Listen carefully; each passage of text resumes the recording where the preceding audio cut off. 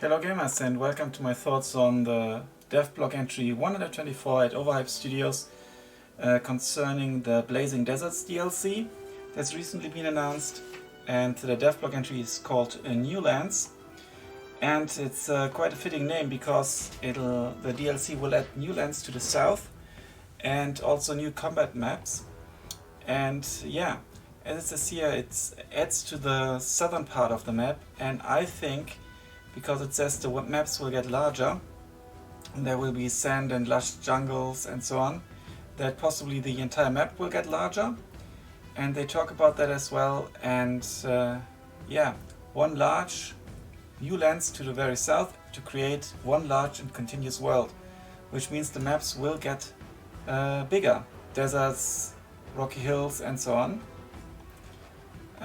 Yeah, and you can travel there on foot, or you can take the sea route, as you can already now in Battle Brothers. You can travel by boat. It's a bit costly, but in the mid and late game it doesn't really matter. Maybe the time you save is more valuable. There are also some images now already. This seems to be like the world map. Sparkling sands is the territory or the region. And yeah, the new sand is about to turn red with blood. That's will probably be animated as well. Yeah. And then something that's really interesting is, and that's often been wished for by the community, is that the tactical battle map reflects the battle actually, and the environments where they start. So for example, that you fight, like here in this picture, on a graveyard. And I really like that they are going to introduce that. And they will also still focus on open maps, because the AI and the entire game system is built on, and the mechanics are built on open plan battle.